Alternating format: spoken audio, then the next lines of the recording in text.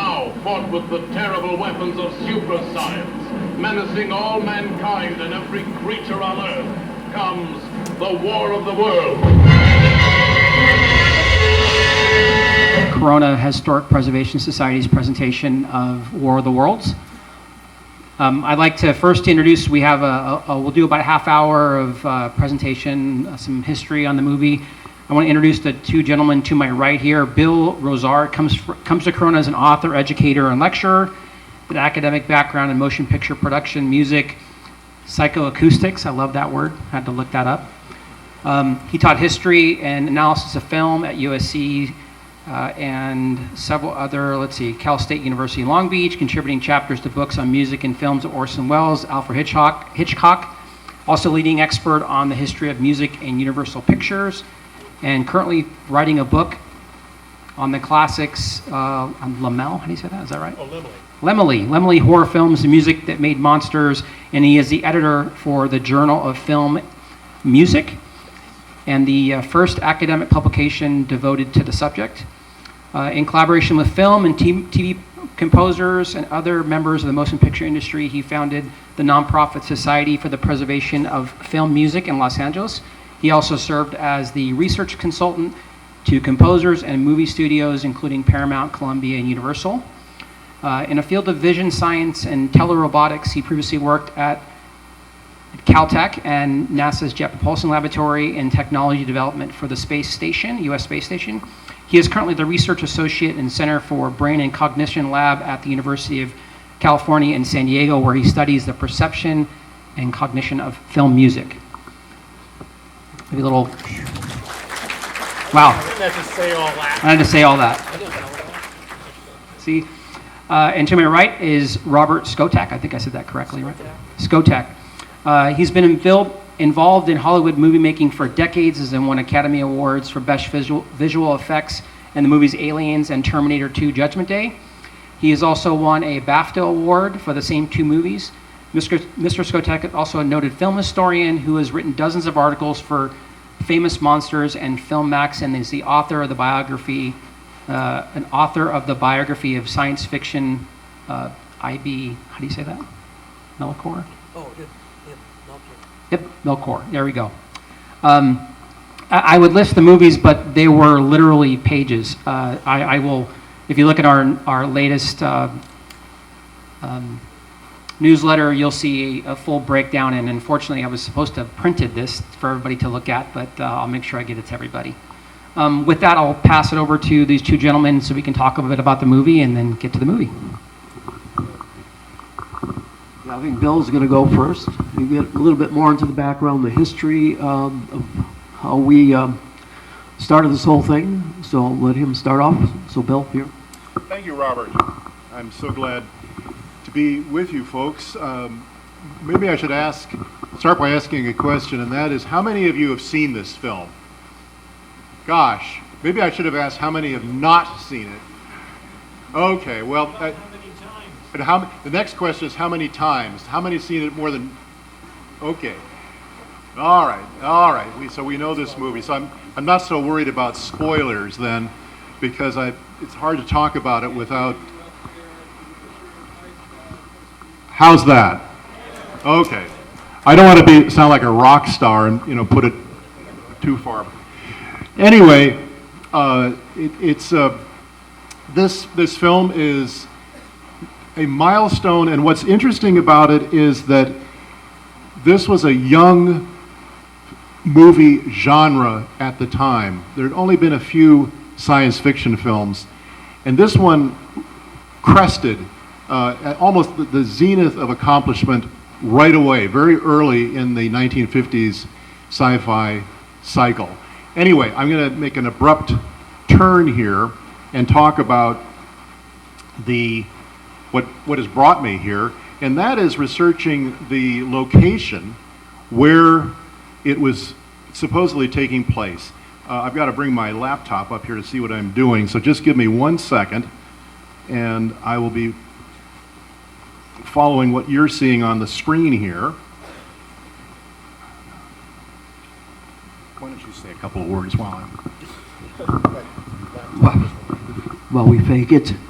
Yeah, I'll just give a little background into my experience with this movie. I actually saw it on its original release in 1953 when I was 5 years old.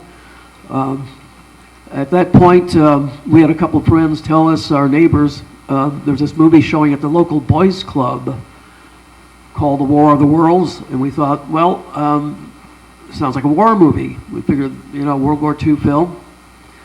We come in, movie starts out. I have to remember at a boys club there are no posters. Every Thursday night they would show movies in 35 millimeter. This is in Detroit, where I was raised. And they would show these films, but there were no posters. There was no word as to what these movies were. So lo and behold, the movie starts, and there's all this stock footage from World War II. We figured, World War II movie, which is okay. But my brother and myself were kind of fans of science fiction. Even at that young age, we had been raised with space age art, and even 2, 3 years old, we were looking at these things. So the movie starts, and within a minute or so, on comes all the planets, the tour of the planets, and that was the big hook.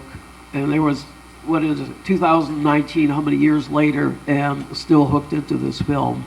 It was very inspirational in my life, and really is a direct line to my interest in getting involved in film and visual effects and in writing. So had a major impact on my life, and I think also on Bill's. So back to Bill.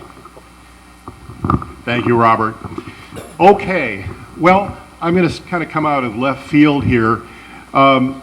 It's interesting how Orange Crate label art tells us so much about the hopes and aspirations and ideals of the 20th century.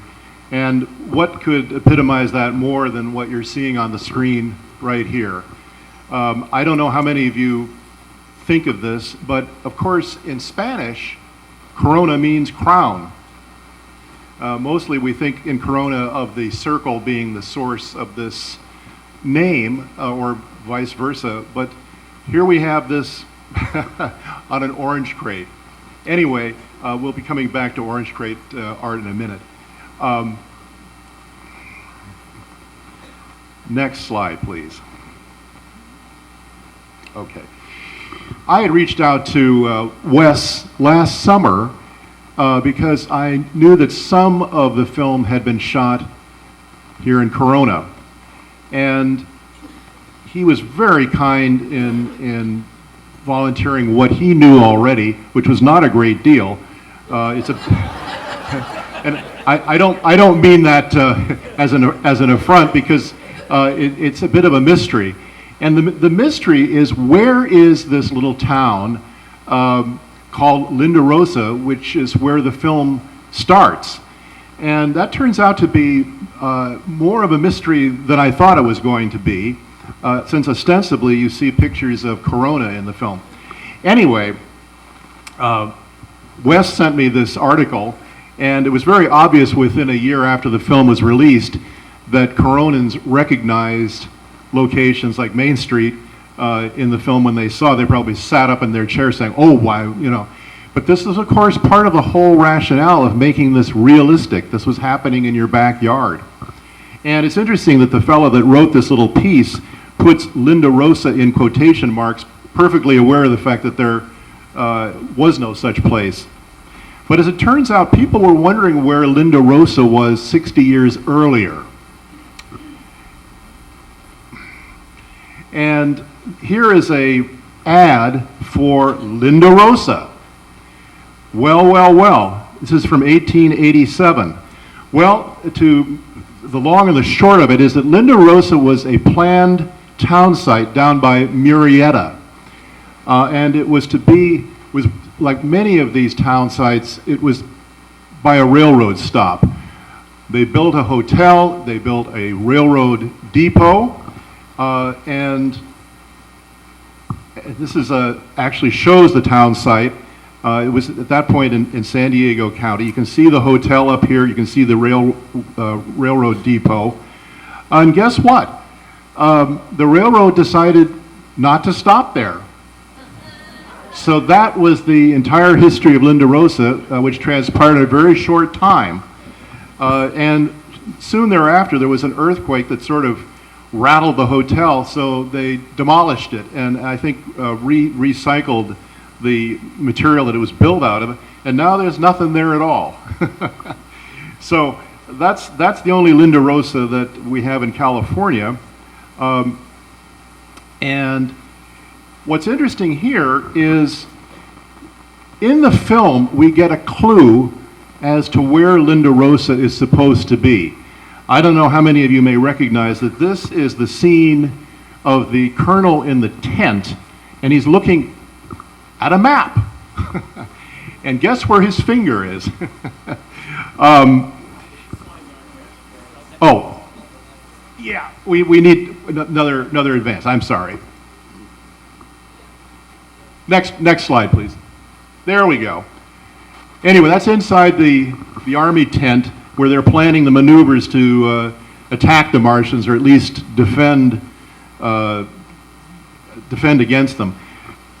I'm not going to get into any great detail about this, but what's very interesting about this is that where his finger is, he indicates is right behind Carbon Canyon.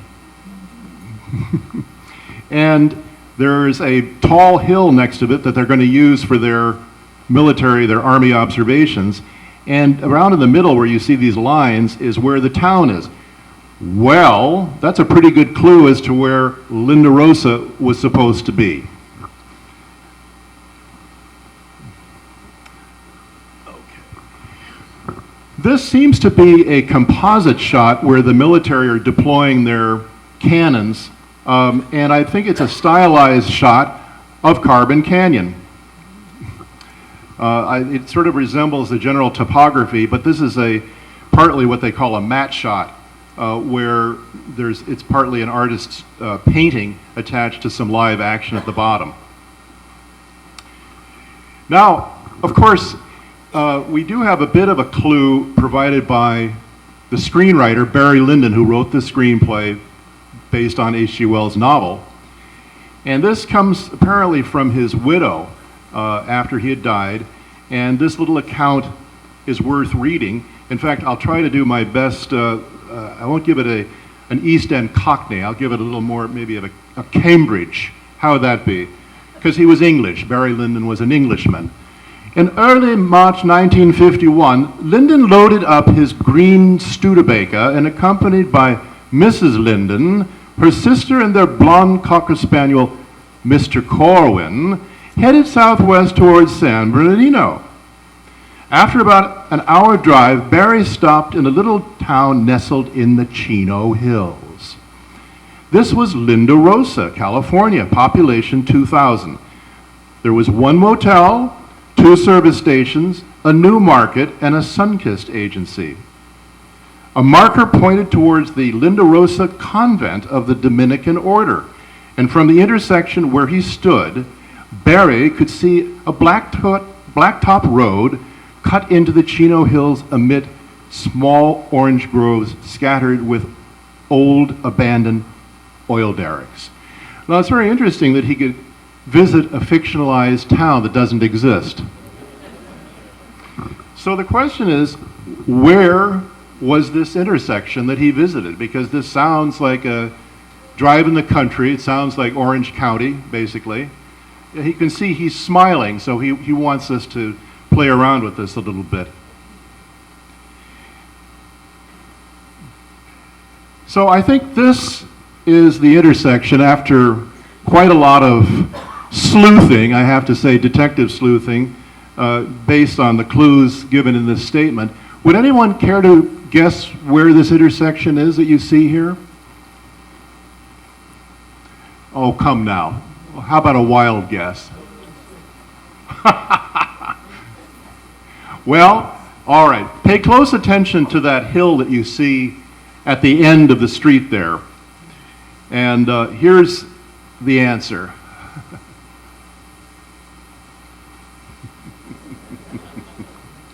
And there's the hill. Yeah. Well, think about it. Yorba Linda, Linda Rosa, So it's a very slight fictionalization.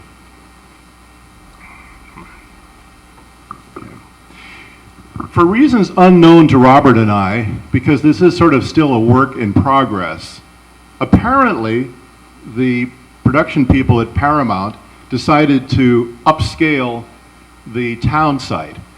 And voila, they chose Corona to shoot. And this is the first image of Corona that we see. Does anybody recognize this? I think that's on the corner of 7th, right? Okay. That's it, okay. And this is, I think Robert might want to say something about this shot. We'll go into it later, after you get a chance to see it in the film. And does anybody recognize this location? That's Main Street. So they went from Main Street, Yorba Linda, to Main Street, Corona.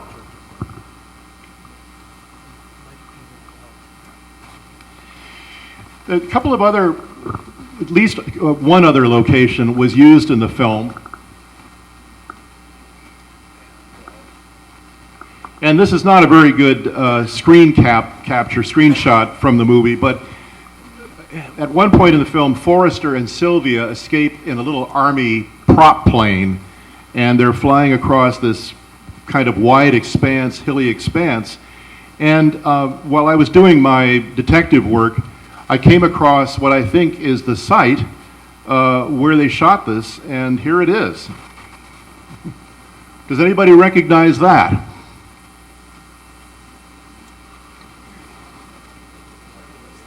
Does that look at all familiar to anybody? Ah!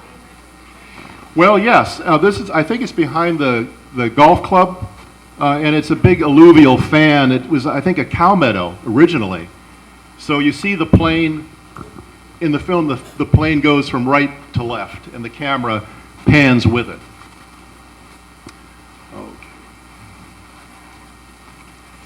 This is, I think, again, I don't want to get off into too much of an explanation here, but this shows the pains that Paramount went to duplicate some of the chaparral landscape around here. This is actually a shooting stage at Paramount Studios, and it was built in a very strange way because you can see people under the shooting stage, and the set itself is actually above.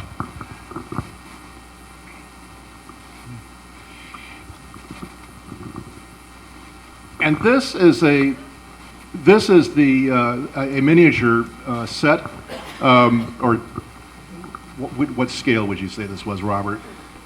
This is all done at, all these miniatures were done at 8th scale. They built the war machines at 8th scale, 1/8 of actual size. Sorry, I'm really having a little hard time with my voice today. Hope you'll excuse me.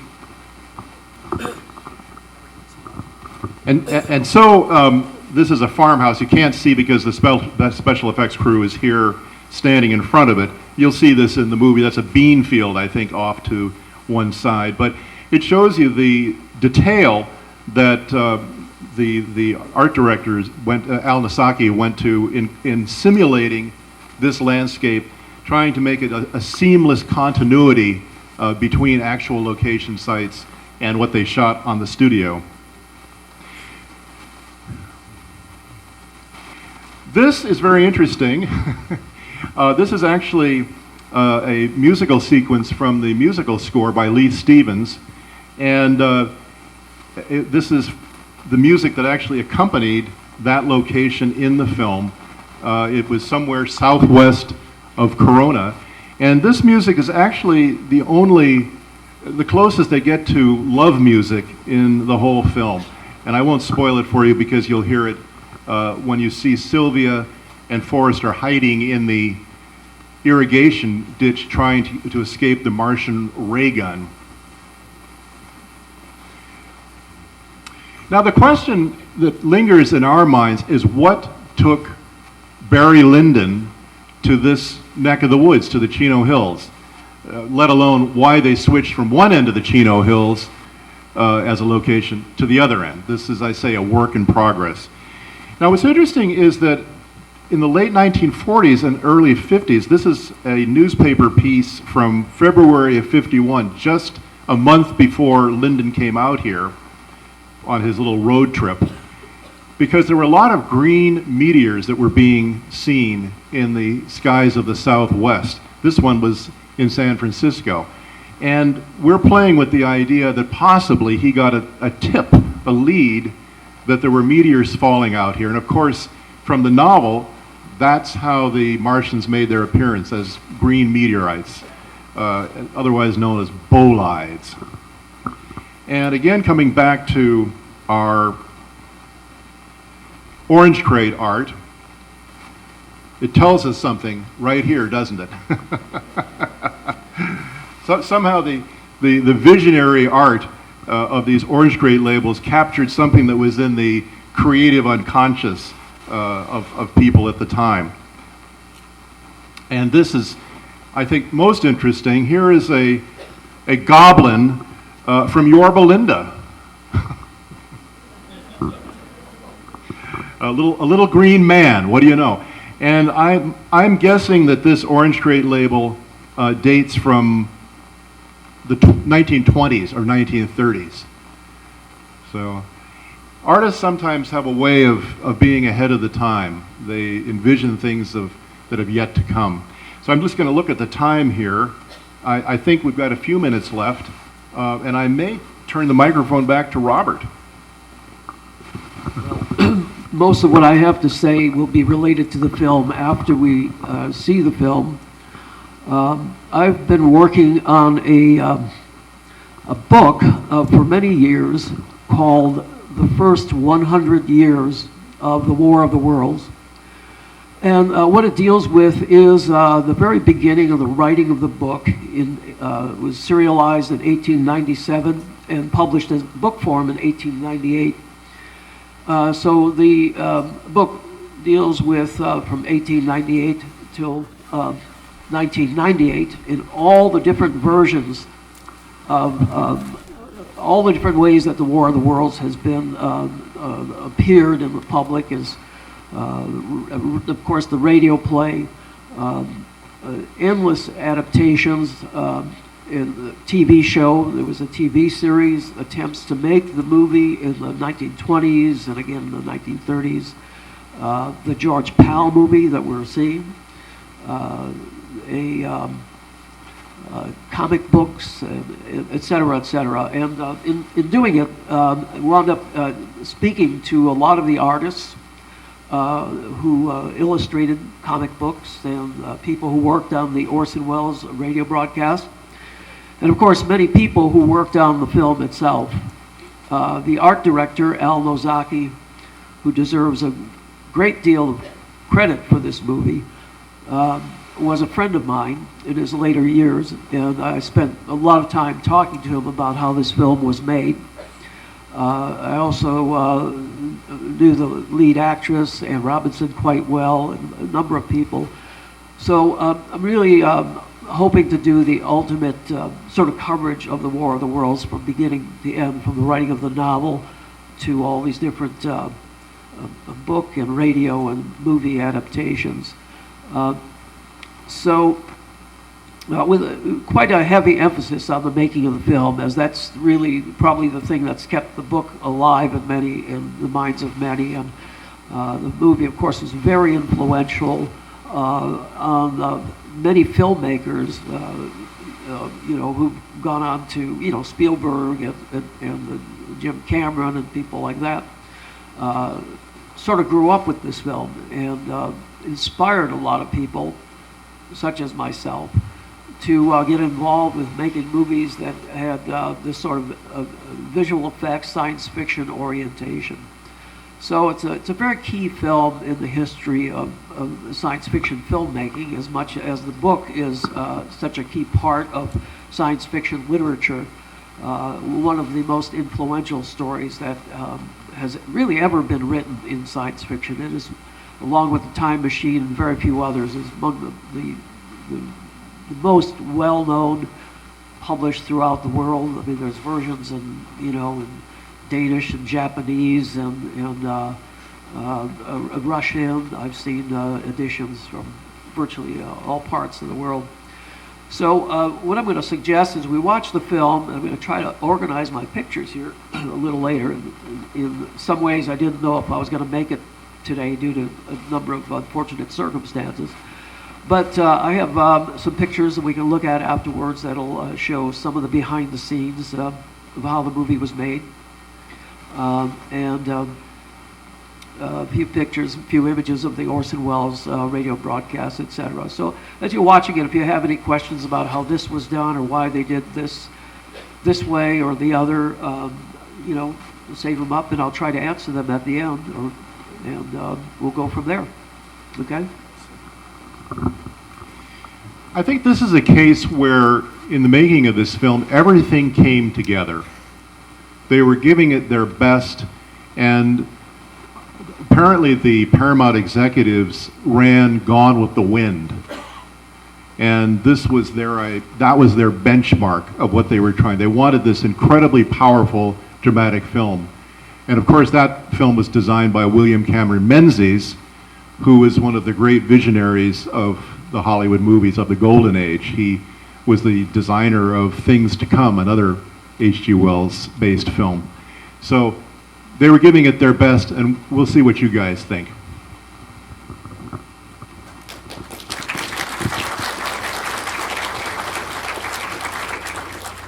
Wow, give it up for these two gentlemen. Thank you. They actually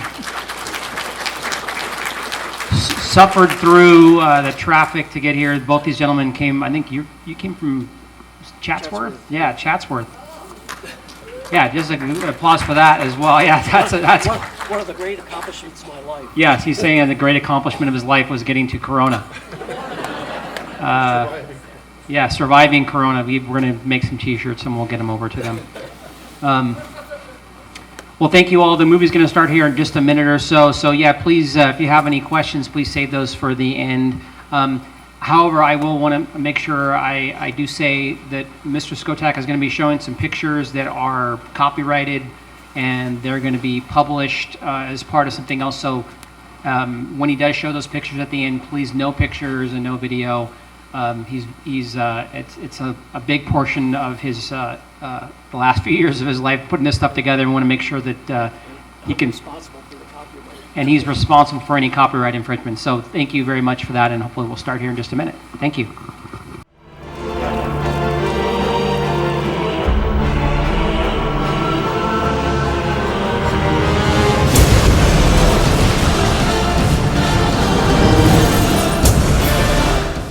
And until then, if Robert was just giving me some really great little nuggets when we were sitting there, so maybe I'll let him reminisce or talk about those a little bit. Thanks. So, as I said, I can answer quite a few areas. There's a few things that can't hear me. Is this okay? All right. Sorry about that. As I say, I can answer quite a few questions. There's a few areas where I don't have my notes, and the story in this book that I'm working on is so extensive that even I have to go back and read my notes and pull up material. This book is something I've been working on for a long time, and I'm hoping in the next year or so to finally get the thing published. In general, the one thing I want to say about this film, and a lot of people are not aware, is that this is actually a very inexpensive movie.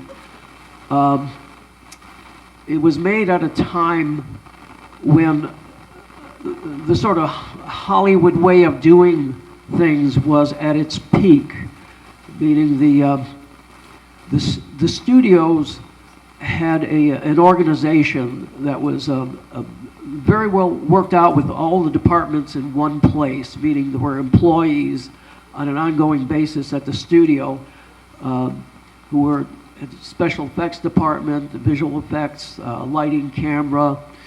Everybody was there in one place, and this is not how movies are made now. crews are assembled from all over the place and very often are meeting for the first time on the first day of the shoot. Very often these people don't know each other. But back then, people who worked in these different departments may have worked together for 20 or 30 years. So not only did they know each other's talents and abilities, but they were friends. They were people who had been through the trenches together and worked on many, many movies. They may have worked on 200 films. That's because in those days, of course, Hollywood was making a lot more films. Every studio would maybe make 60 films a year. It's a very different thing. So the strength was you could make an inexpensive movie and make it appear to be much bigger than it actually was. This film, for its time, to have done it properly, quote unquote, probably should have cost $3 or $4 million.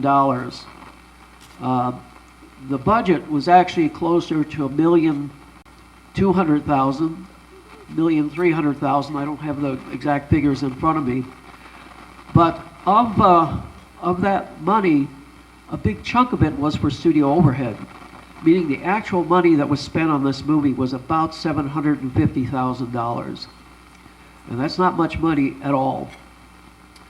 So the way it was done is they had very smart people in key positions. The director, Byron Haskin, was a visual effects person. He started out as somebody in the visual effects business, so his idea was to use visual effects to help solve some of the production problems. For instance, you saw the scenes where there's the big evacuation.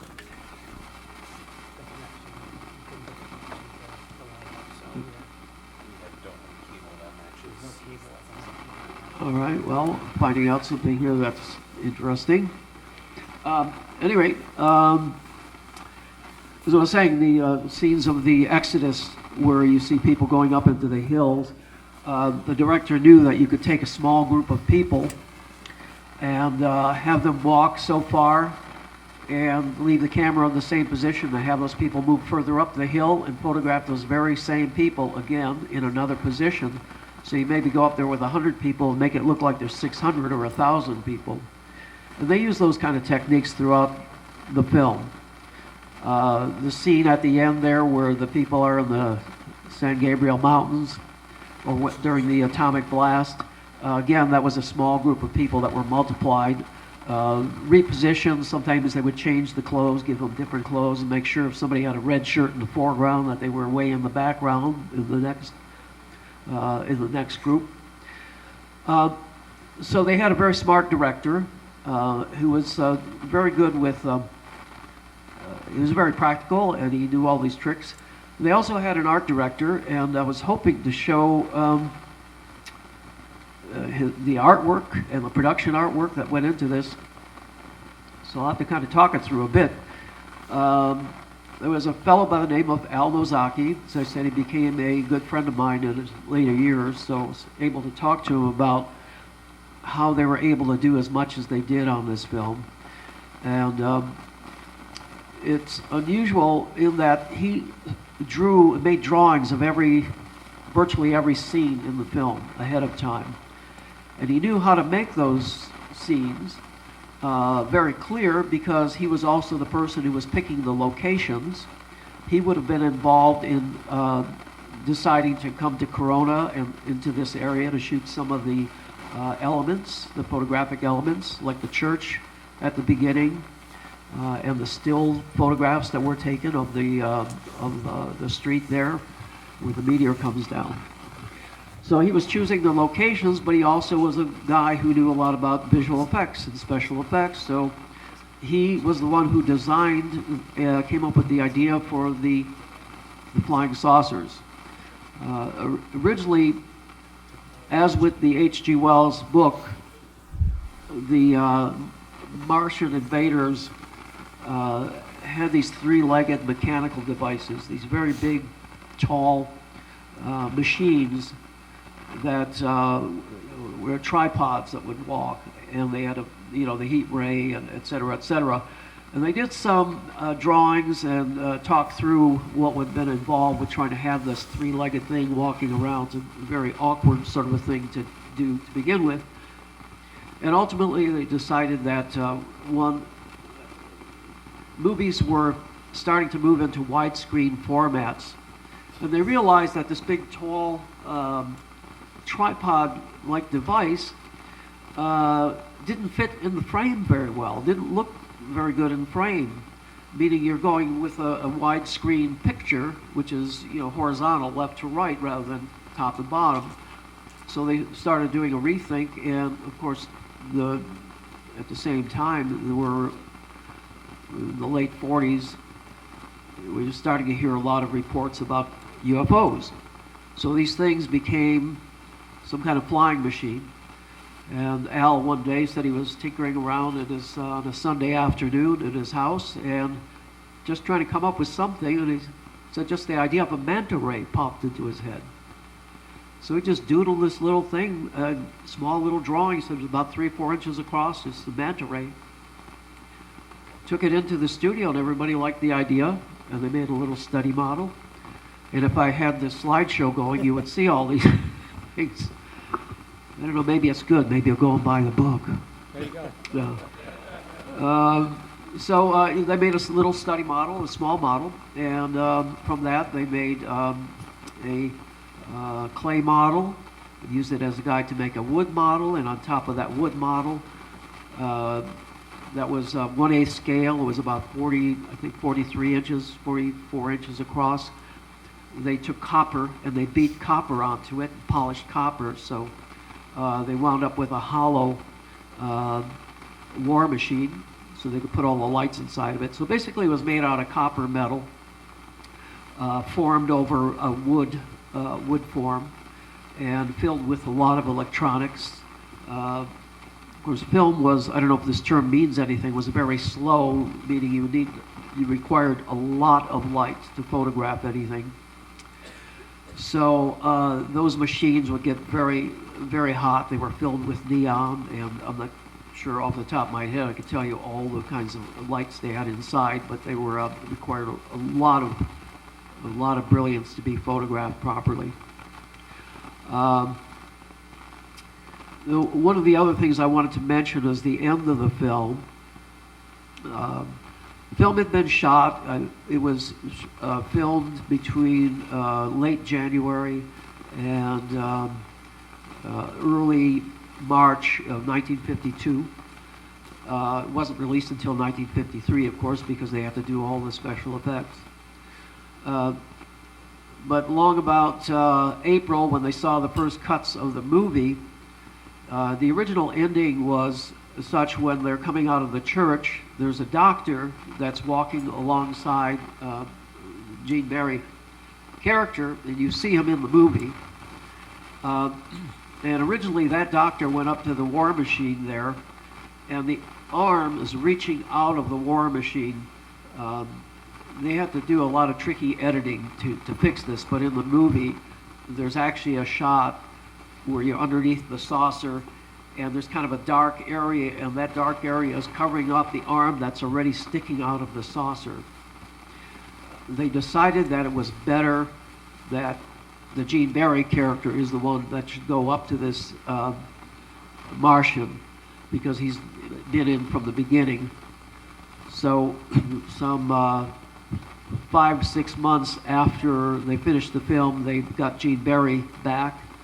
They set up the underside of the saucer again and filmed the scenes of him going up with that arm slowly. Instead of just reaching out as it did originally, it kind of was crawling slowly across that open doorway. And Gene Barry is the one that says, we were hoping for a miracle, praying for a miracle. And originally the doctor was the one that would say, well, they've succumbed to this bacteria in the atmosphere, which didn't make much sense that the doctor would immediately know that what killed them and what was happening. So they added the narration, and one of the things that was happening to the very end of the movie, there was a couple of kids in a choir that had come out of the church, and they were singing this hymn. And so it would be a little child that would start singing this hymn at the end, and that was essentially the ending there. There was a wide shot of the church with the church bells ringing, but you never saw what happened around the rest of the world. So they went back and they created these shots of the Eiffel Tower and the Taj Mahal, and they made those paintings and expanded the ending and opened it up and put the narration on. They had the narration sort of pick up from earlier in the film using the same Sir Sedgwick Hardwick. So I think that was a much better way to end the film, and that was largely the work of the producer, George Pal, who we mentioned earlier, who sort of took a back seat during the production and let the film get made. But Byron Haskin went off to make another film, and Pal worked with the studio heads, and they came up with this ending. So anyway, Bill here has some comments, I think, related to the music. Yeah, go.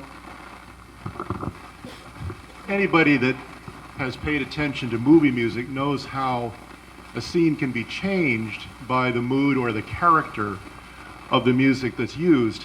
And there was so much noise on the soundtrack, in case you hadn't noticed, almost from the very beginning of the film, that it was always competing with the music to some extent. The music that was in the film often was where there was very few sound effects.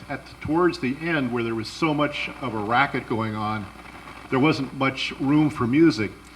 And what's interesting about the scene where the war machine starts to come down and crash, and then the second one comes and they come out of the church and so on. Originally, the composer, Leith Stevens, had taken a very dramatic approach as you see all of this, and so in his music, he's got a big brass fanfare going ba-dum, ba-dum, ba-dum, operating, that was underlining the impact of the war machine crashing into the building and so on. Well, apparently after some debate, probably with George Pal in the loop, they decided on an entirely different approach, a much quieter one, because of the sort of somber music that you hear as they're coming out of the church, which is actually a variation on this love theme. That basically, it's the theme for Sylvia and Forrester, played on cellos and so on. And so, as you see the Martian craft there motionless, the music that you hear is actually taken from the very beginning of the film, where you see the planets, the tour of the solar system, and it creates this sort of reprise of, it's like we're coming full circle to the Martians first coming to Earth and so on, and it's as though it's reflecting back on how, even in spite of their great power, they were in fact mortals, and they succumbed to a mortal illness. And so there's this very elegiac, rather sad quality to the music. I don't know if any of you noticed that, but it adds another dimension to the film. Thank you. Yeah, this is sort of how we first met, was discussing this whole aspect of music, and then the whole Corona thing started coming up. So we've gotten more and more involved with it. Yeah, so we've, we're trying to be thorough. I mean, we might, some people say we say we're thorough, some people might say we're crazy, but we are trying to do something very complete. So if there are any questions, I'd be happy to answer anything. Anybody have any questions? Yes.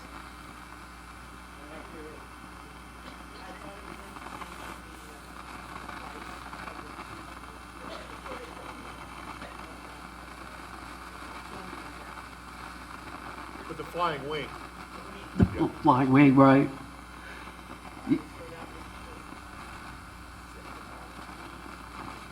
Well, that's the real thing, Yeah, they originally, it wasn't the Flying Wing, but while they were working and developing the script, they decided, well, we need to show the best of our sort of modern technology, and this was the most futuristic thing we had. We thought, well, that would build a hope in the audience. The idea was, at least what Al Lozaki told me, was that they wanted to create the feeling that, wow, this flying wing and the atomic bomb, this is going to be the end of the movie, and this is what's going to kill them. So they wanted a sort of false ending. That's why I thought the flying wing was particularly appropriate. It sort of echoed the shape of those war machines in a way. It was like our version of those war machines. Yes, sir.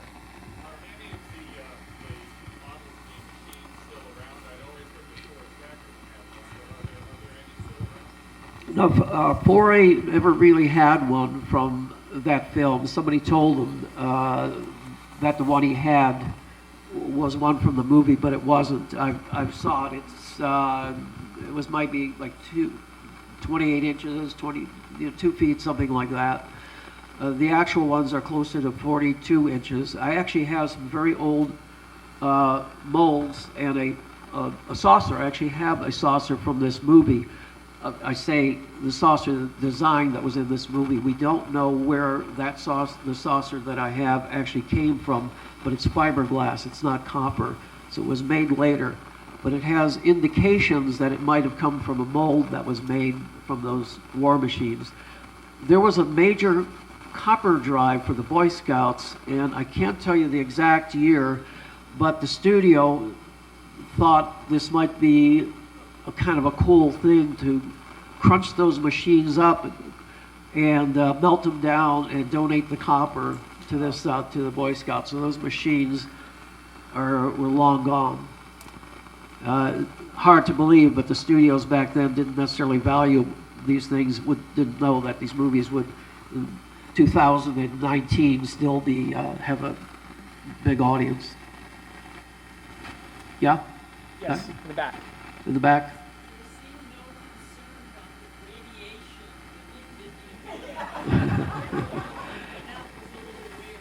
Yeah, well, those were the days. There was a lot of that going around.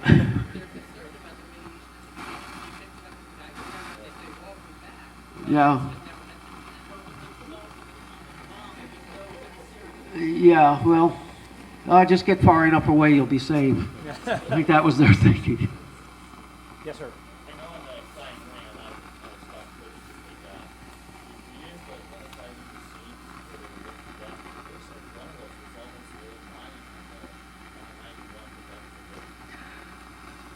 Well, that I can't really answer. It's something I do want to look into because I think it's traceable. But I agree. It seems to be in an appropriate environment to the rest of the film, for the most part. So I know the shot of the pilot talking in there was done in 16 millimeter. They actually got in there and shot a piece, and I'm still looking into that. One thing that I've noticed in the past, but I was reminded that the very first thing you see of Earth is the meteor coming across what appears to be sort of a forested area. I have no idea where that is. For all I know, that could be down here, could be Santa Ana Canyon or something. But one interesting detail, in the tree you see there is actually a little miniature of Woody Woodpecker. And this was like a good luck charm that George Powell featured in every movie. Yeah, that was the one place he could sneak in as Woody Woodpecker tribute. He was friends with Walter Lantz, who created Woody Woodpecker, and they were both Hungarian, and that was their way to say hi to each other, I guess. Also, it was George Powell's good luck piece because the film that he really hit his stride with was Destination Moon, and they had a big animated sequence, or big 5, 6, 7, 8 minute sequence with Woody Woodpecker explaining the principles of space flight. So, in his later film, The Time Machine, there's somebody running by on the street and the year 1966, before the atomic war breaks out. There's somebody running by with a Woody Woodpecker doll under his arm. So he snuck him in here and there.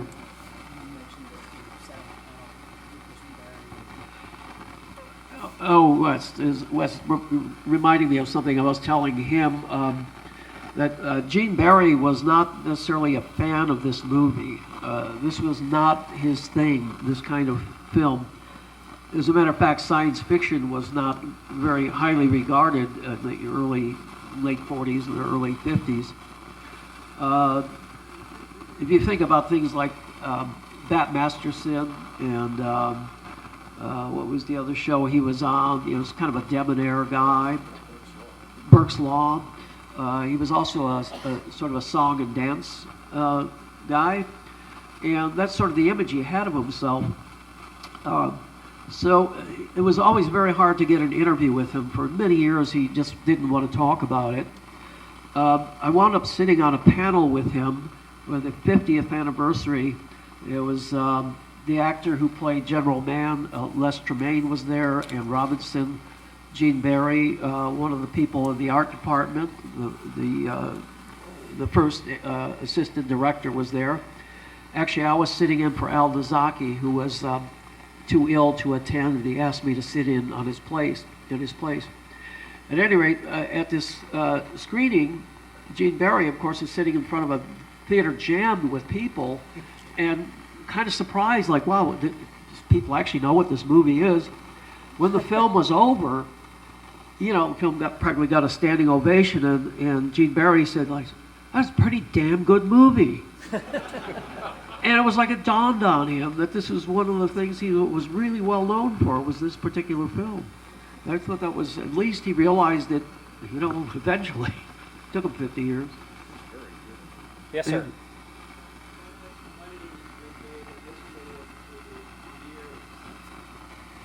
Well, the film was very profitable. It was, very high up there at the end of 1953 when it was released.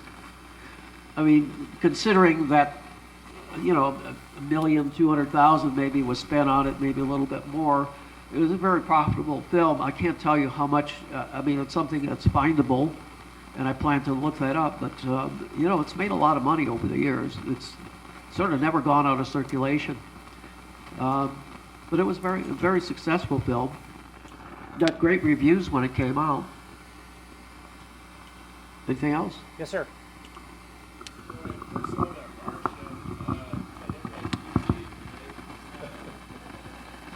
I wouldn't be surprised.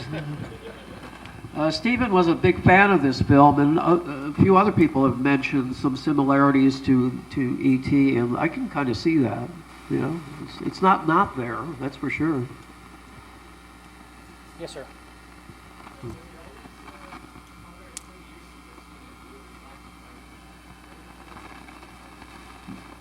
This film it was shot in color. It's shot in Technicolor. Oh, absolutely, yeah. I think a number of people saw it in black and white. Its first runs on TV were in black and white. That's probably why. Yeah. Did somebody up in the back?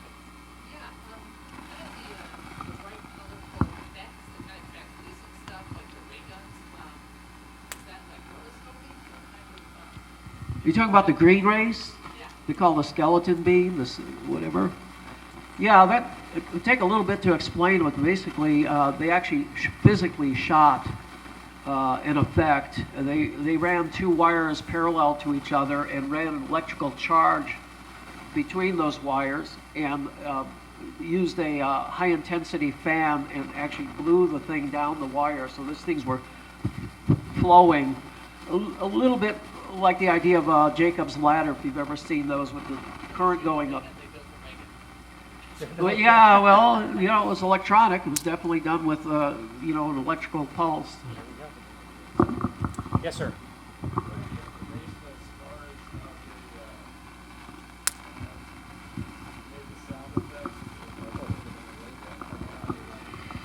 That's very interesting, because if you listen very carefully, well, there's a sort of a pumping sound. It was actually a mixture of things. I think Robert can address that. But one thing that they added to the mix, and I don't know whose idea this was or why this came to them, is actually the sound of an electric guitar. And the electric guitar is going like that. And it's mixed in with different things. Yeah, well, actually, a lot of the sound comes from playing around with the electrical guitar and also recycling that sound and putting it through an echo, sort of an echo effect. There's also the sound that's pretty interesting of sort of ricochet bullets played, like backwards and stretched out in different ways. So there's some organ, there's an organ sound underneath there, and Bill would probably tell you what kind of organ, but there is, a Hammond. There you go. Okay, one more question over here. Mary? I just have noticed something. When I was doing research for that, Gene Barry actually appeared in the 2005 film. He has a cameo part. That's right. Both Ann Robinson and Gene Barry were the what were they? The grandparents of the female Tom Cruise's ex-wife. I think they were the parents of her parents. I think. Something like that. Something like that. Yeah. So they got to do a little cameo.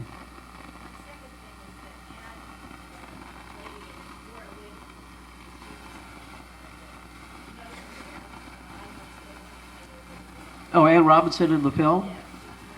Yeah, she they call that a poodle cut. She really hated it. But that was a popular look, back then. Anything else? Okay, one more, yes.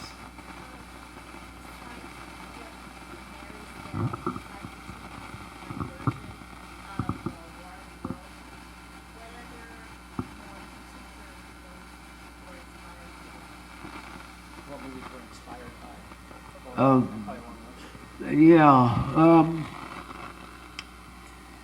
Well, I would say that a lot of people who grew up with this movie who became filmmakers, as mentioned, Spielberg, Jim Cameron, people like that, myself, we did films that, we got involved with visual effects and we got very interested in science fiction, so there's not necessarily a line to alien invasion movies necessarily, but just to that whole field, films like Close Encounters and, Alien and, that whole realm that's became really the most successful genre in film history is science fiction. Fantasy and horror films are really among the most successful films. So whole generations went on to make those movies because of this and a handful of other movies. Well,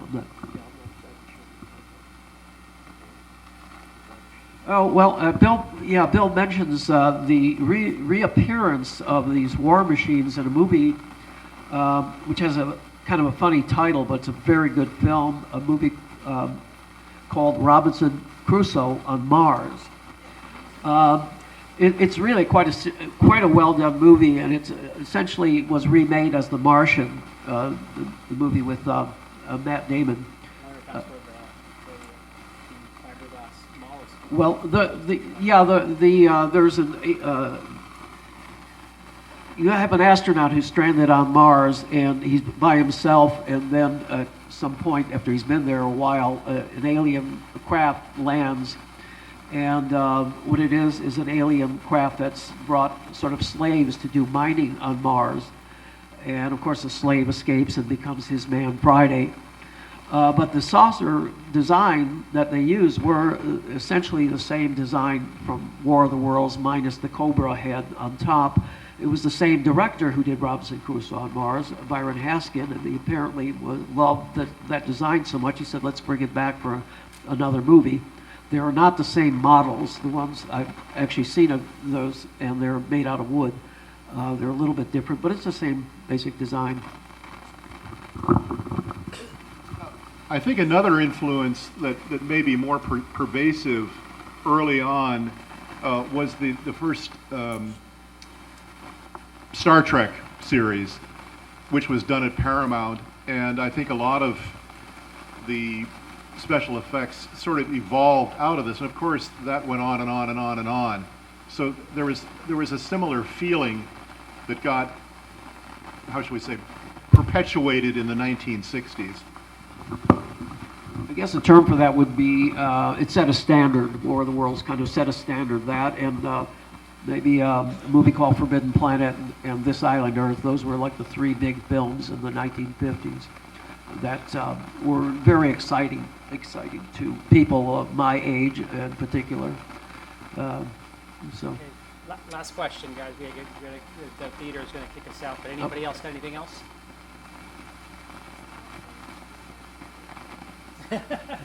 Yeah. No. The There red you line go. is there. The red, Anything else? That's it? I guess No? we're good. Okay, thank you. Thank you all for coming, and please, another round of applause for these two gentlemen for taking the time. And sorry to shoo you all back into the heat that's outside. It's Corona. There you go. Thank you.